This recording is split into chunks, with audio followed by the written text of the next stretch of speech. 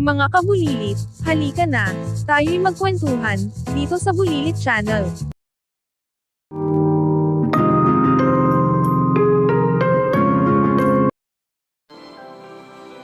Mag-subscribe at i-click ang notification bell. Kumusta mga kabulilit? Nandito na naman tayo para sa isang nakakatuwang kwento. Handa na ba kayong makinig? May pupuntahan tayong kagubatan at may makikilala tayong mga bagong kaibigan. Tara na! Samahan ninyo ako sa mahiwagang kagubatan. Sa gitna ng kagubatan, may isang punong mangga, pero hindi ito basta-bastang puno. Iba-iba ang kulay ng mga bunga nito. Dito nakatira si Unggoy, isang makulit at masayahing unggoy.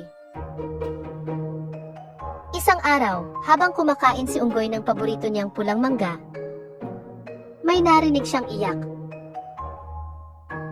"Ano iyon?" tanong ni Unggoy. Nakita niya si Pagong na umiiyak sa ilalim ng puno. "Bakit ka umiiyak, Pagong?" "Nawawala ang saging ko. Hindi ko alam kung saan ko ito huling nakita. Kanina lang ay nandito pa ito sa mesa.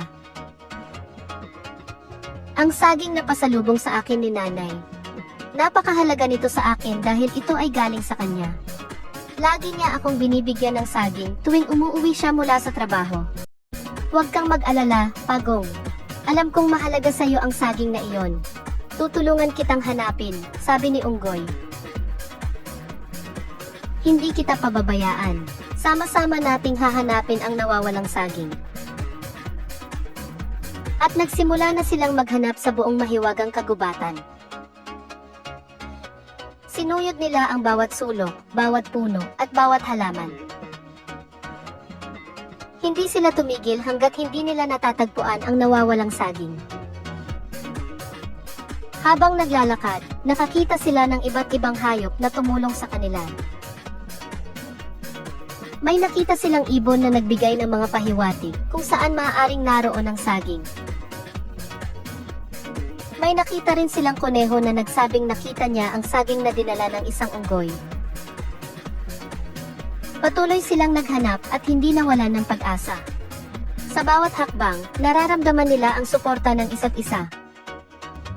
Nako, mukhang mahihirapan si Unggoy at si Pagong sa paghahanap Ang ating mga kaibigang sina Unggoy at Pagong ay nasa isang misyon para mahanap ang isang napakahalagang bagay. Kanina pa sila naghahanap? Sa masukal na kagubatan at mahiwagang gubat, Matataas ang mga puno. makakapal ang mga halaman, at paliko-liko ang daan. Mukhang mahirap ang kanilang gagawin, pero alam natin na sa kanilang determinasyon at pagtutulungan, kaya nilang malampasan ang anumang pagsubok. Kaya't samahan natin sila sa kanilang paglalakbay. Bago natin sila tulungan, paki-subscribe muna sa ating channel, Bulilit Channel, para hindi kayo mawala ng mga nakakatuwa at edukasyonal na videos. Marami pa tayong mga kapanapanabik na videos na nakahanda para sa inyo. Mula sa mga nakakaantig na kwento hanggang sa mga nakakasabik na pakikipagsapalaran. Palaging may bago kayong matutuklasan. Kaya, pindutin na ang subscribe button at sumali sa ating lumalaking komunidad ng mga batang explorer at storyteller. I-like at i-share na rin ang video na ito para mas marami tayong mapasayang bata. Ang pag-share ay pagmamahal. At sa pag-like at pag-share nitong video, nakakatulong kayo na maghatid ng saya at kaalaman sa mas maraming bata sa buong mundo. Isipin ninyo ang mga ngiti sa kanilang mga mukha habang nanonood at natututo mula sa ating mga kwento. Napakahalaga ng suporta ninyo para sa amin at sama-sama Makakagawa tayo ng mas maliwanag at masayang kinabukasan para sa lahat ng mga bata. Kaya, huwag kalimutang mag-like, mag-share, at ipalaganap ang pagmamahal. Paghahanap. Sa isang malalim at malawak na kagubatan, nagsimula ang isang kakaibang pakikipagsapalaran. Ang mga puno ay matataas at ang mga dahon ay sumasayaw sa hangin. Sumisilip ang liwanag ng araw sa pagitan ng mga sanga, na nagbibigay ng kakaibang liwanag sa paligid. Hinanap nila ang saging sa ilalim ng mga dahon, umaasang makikita nila ang kanilang hinahanap. Naghalughog ang mga bata at hayop sa bawat sulok. Sa likod ng mga bato, inangat nila ang mga ito. Umaasang may nakatagong kayamanan sa ilalim. May kaba at pananabik sa bawat pag-angat.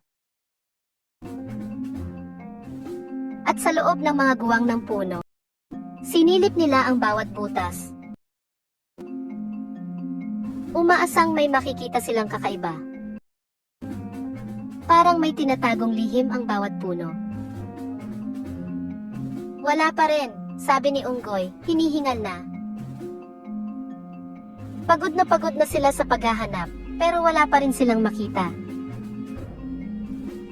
Bakas sa kanilang mukha ang pagod at pagkadismaya. Mukhang kailangan na nating humingi ng tulong, sabi ni Pagong. May pag-aalala sa kanyang boses, pero may halong pag-asa. Alam niyang hindi nila ito kaya ng mag-isa. Kailangan nila ng tulong. Tinawag nila ang kanilang mga kaibigang tao. Nagtipon-tipon sila at nag-usap. Bawat isa ay nagbigay ng kanilang mga suhestyon. Puno ng pag-asa at determinasyon ang kanilang mga boses. Alam nilang hindi sila susuko. Nagpasya silang maghiwa-hiwalay at maghanap muli. May kanya-kanyang tungkulin ang bawat grupo. Matatalim ang kanilang mga mata. At puno ng pag-asa ang kanilang mga puso.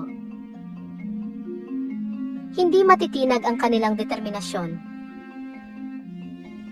Alam nilang sa kabila ng pagod at hirap, may makikita silang sagot.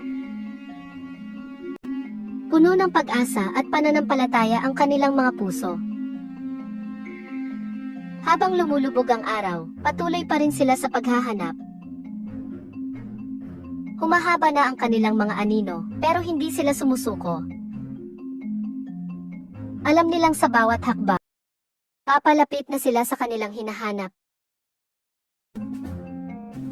Sa wakas, natagpuan na nila ang kanilang hinahanap.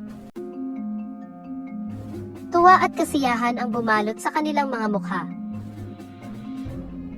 Napawi ang kanilang pagod dahil sa tagumpay. Puno ng pasasalamat ang kanilang mga puso. Sa ilalim ng mga bituin, nagpasalamat sila sa kanilang tagumpay. Kapayapaan at kasiyahan ang bumalot sa kanilang mga puso. Alam nilang sa bawat paghahanap, may natutunan sila. Nagbigay sa kanila ng bagong pag-asa at kanilang pakikipagsapalaran. Sa wakas, sa ilalim ng isang malaking puno, nakita nila ang nawawalang saging. Masayang-masaya si Pagong at niyakap niya ang kanyang mga kaibigan. Maraming salamat sa inyong lahat. Hindi ko ito magagawa ng mag-isa. Kayo ang tunay kong mga kaibigan. At mula noon, naging mas matibay ang kanilang pagkakaibigan. Lagi nilang naaalala na sa bawat pagsubok, basta't magkasama, walang imposible.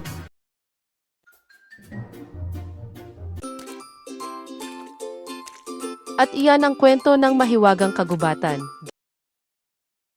Maraming salamat sa panunood. Huwag kalimutang mag-subscribe, like and share